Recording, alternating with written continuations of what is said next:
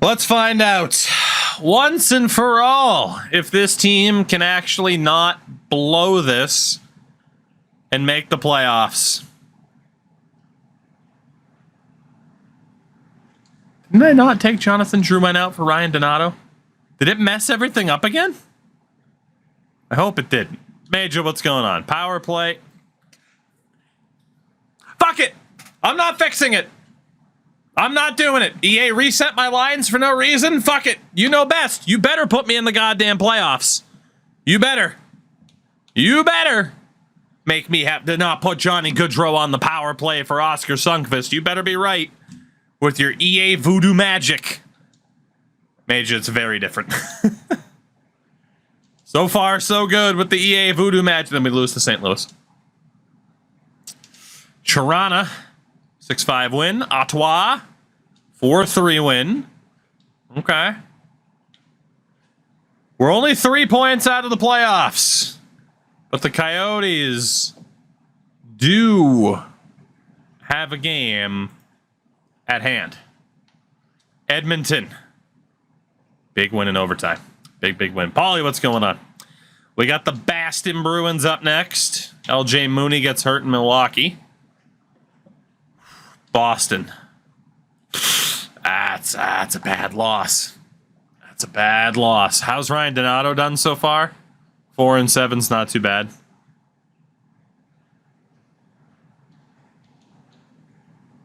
How's Lindgren been? Yeah, serviceable. I don't know if it was worth giving up Brewstowitz for. Susie has dipped a little bit in this time. So we are going to send down Nikita Zadorov. We are going to call up Safronov. And we're going to give Oleg the chance. Now that we sent Brewstowitz down, or traded him to Toronto, I should say. So Mr. Safronov, here's a good opportunity for you, my son. Could we trade Lindgren? In this reality, yes, we are allowed to trade him. I'm only honoring no trade clauses, no movement clauses that we signed. Big 7-1 win over the Coyotes. That is gigantic. But we are still currently out of the playoffs with 10 games to go. Why does it always come down to the wire with this team? The Florida Panthers are next. They are a very average team, and we beat them 7-3. And as it stands with 9 games to go, we're in the playoffs. But look at how friggin' close this race is. Holy God. Look at this again. This division is insane. Outside of Chicago, who have been trash garbage this entire franchise. Detroit. That's a tough loss. That's a real tough loss. Los Angeles. 8-6 win. Wasn't pretty, but it's a win. Buffalo is a loss. Shit. Oh, no. Look at how freaking close this is, man. In the Pacific, 92 points for the Sharks. That top playoff spot is out of reach. It comes down to that 8th seed again. And who the hell is going to be able to grab it?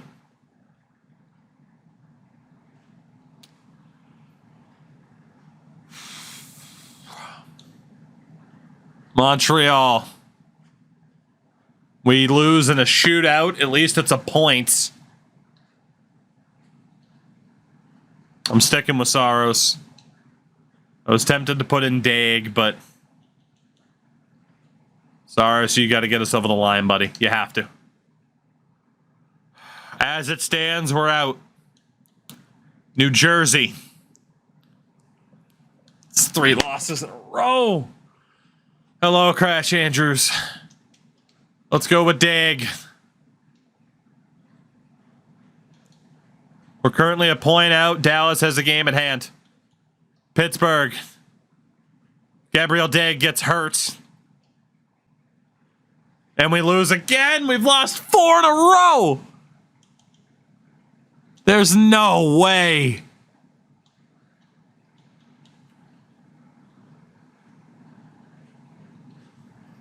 This team's going to miss the playoffs, man. Donato hasn't done shit.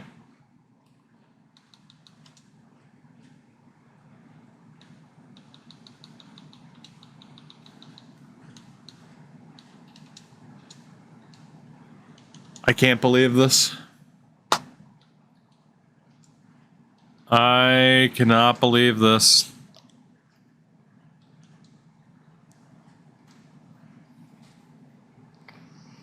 We have to beat the Coyotes. The loser of this game is like out. They're ahead of us by a point with the game at hand. We're currently 4 points out of a playoff spot. Every game is a playoff game right now. The Arizona Coyotes, first period, we're down 2-1. Tomasino and Cooley. Svechnikov gets one back. Second period, we're down 3-2. Matthew Wood ties it, but Josh Doan, who always scores against us, makes it 3-2. Svechnikov ties it on the power play. Successful kill. Halfway through the Josh Doan. Oh my God, and former Pred Brett Howden. This fucking team is going to miss the playoffs.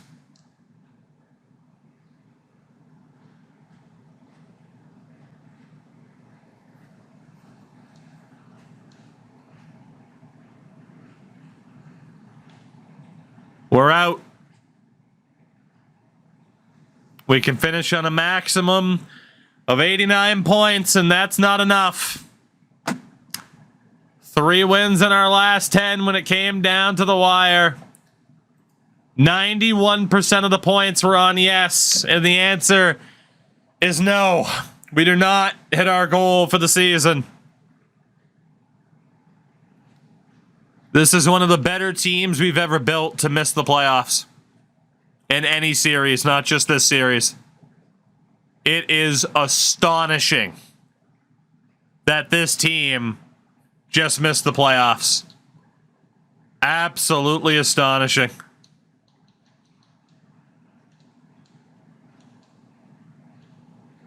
Holy shit, how?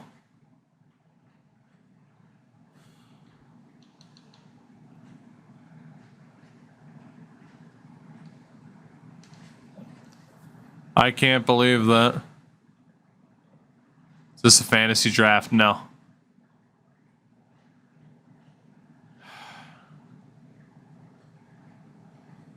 Oh my God. Chat didn't even sabotage. That's true. That's the real frustrating point of it all.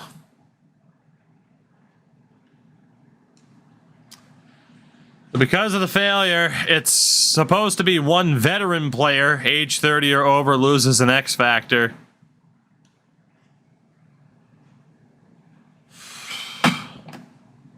It's got to be more than that. It's got to be more than that. Well, the thing is, too, it was X Factor, not superstar ability. I don't know if they meant ability or if they meant X Factor. I mean, if they meant X Factor, Hamilton, Ekblad, Tkachuk, Gaudreau, Point, and Saros are all eligible.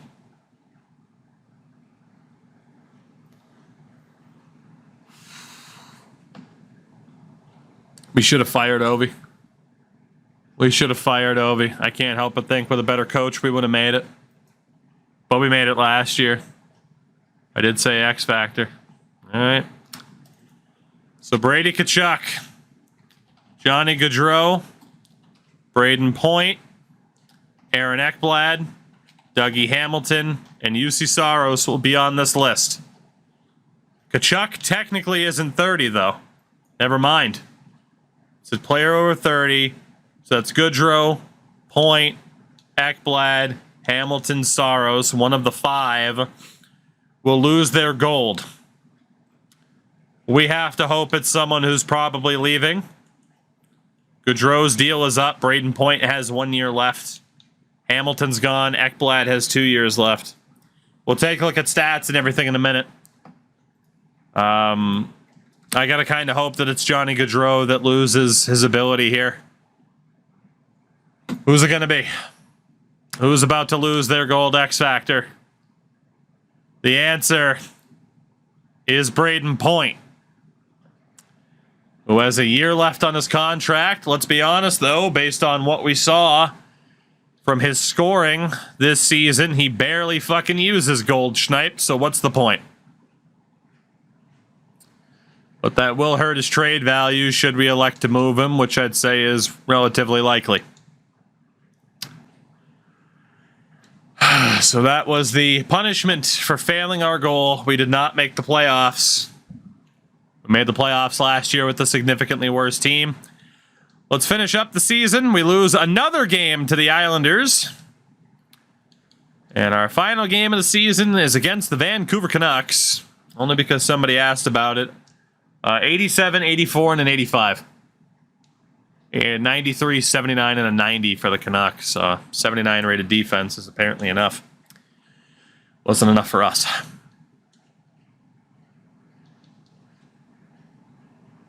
Jesus Christ. How many games in a row did we lose at the end of the season? We did not win in the month of April. Holy shit. 7 losses in a row to end the season and not make the playoffs.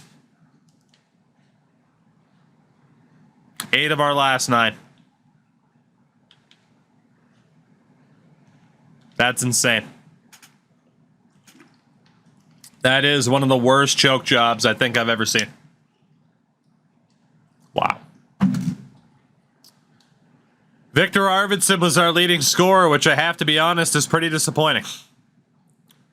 It's a good season, but you'd hope for a little bit more for some others. Brady Tkachuk did do pretty well. 39 goals. Mac had his best season to date alongside Brady Tkachuk. Again, it is very clear that Mac is not the guy. He needs to be with somebody else to be overly effective. He is an RFA at the end of the season. Johnny Gaudreau, 66 points as a veteran. That's not bad at all in the second line. 60 points for Svech, only 57 for Braden Point. Depth scoring, Matthew Wood did okay by the end of it. Sundqvist was not very good defensively. Again,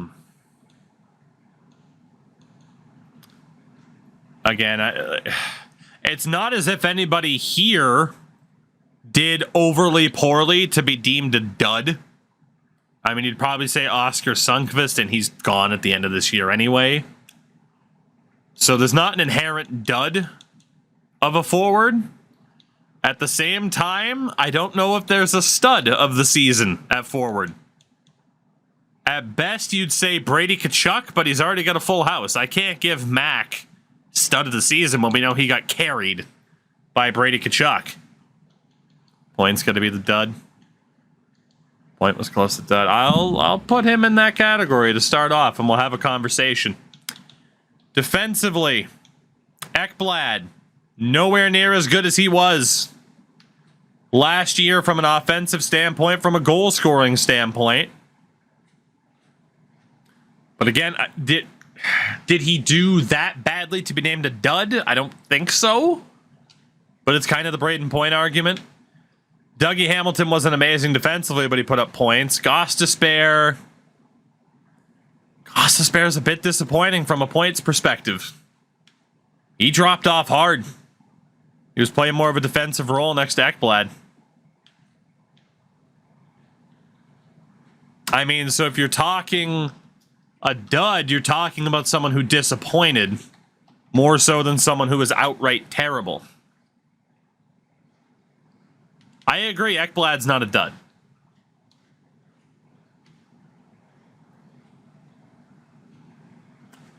I don't think we had a stud of the season. Shout out to Ender for the 50 months. I present to you the dud of the season. He has to be, right? He has to be.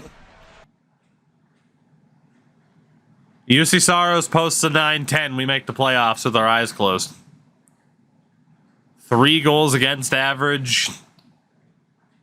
I feel like he has to be the guy. And in terms of a stud of the season, maybe there's someone in the AHL.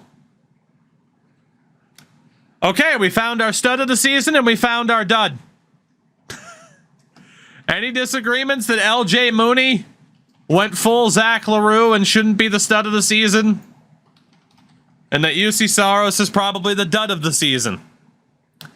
I don't feel like there can really be too much disagreement about that. LJ Mooney was phenomenal. No one on defense put up an absurd amount of points. Goaltending wasn't amazing. I think we have our stud, and I think we have our dud. I think we do. So let's handle that business really quickly then.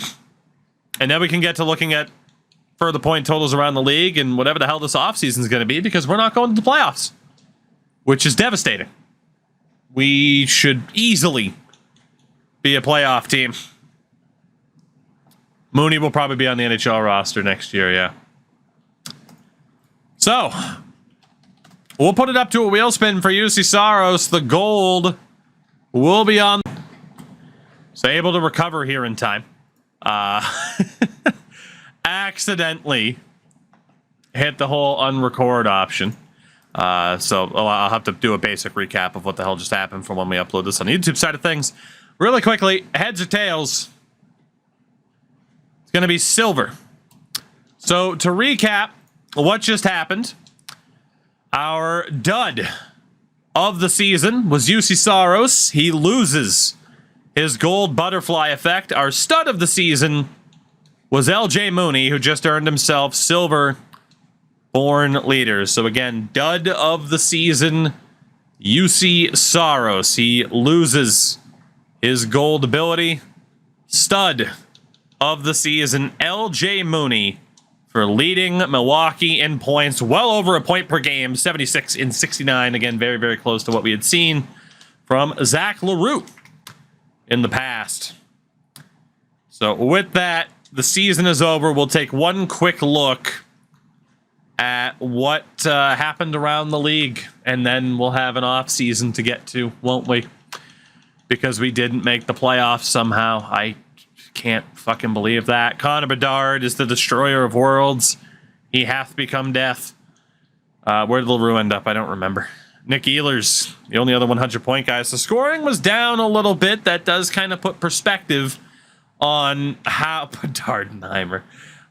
That does kind of put perspective on our scorers and that they actually probably did okay, relatively. Just the big issue is the fact that UC Saros couldn't stop shit. If high-end goal scoring's down, man, you don't have an excuse. We improved the defense, and ultimately it didn't matter. Defensively, Adam Fox was leading the way. Cam York had a bit of a down year. Again, he will be a free agent, and if he does hit the open market, we're going all in on Cam York, rest assured. And in goal, 46 wins for Madge Zogard. Shutout leader with 8 was Stuart Skinner. Save percentage king among starters was Ville Husso at a 919.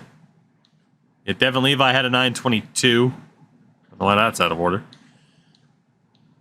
Again, save percentages were down.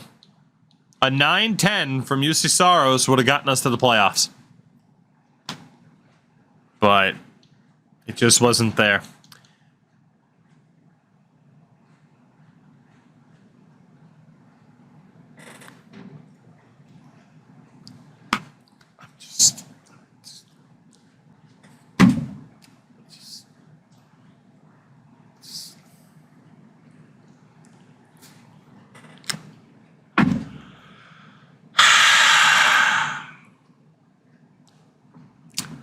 So, some of you will remember there was a certain draft early on I was forced, thanks Sergachev, to take a medium AHL starter goalie, 7th, 8th overall. We tried to finagle the rules to end up with a certain prospect in the second round, and I miscalculated and was off by 1, missing out on Rudy Schrader, who just won Rookie of the Year, playing next to Connor fucking Bedard, I'm sure.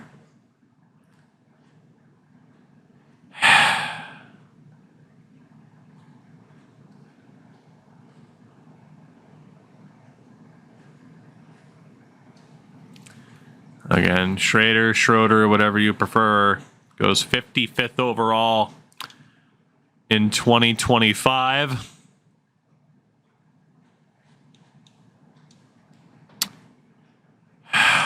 And we end up with AHL defenseman Dmitry Zaitsev, 54th.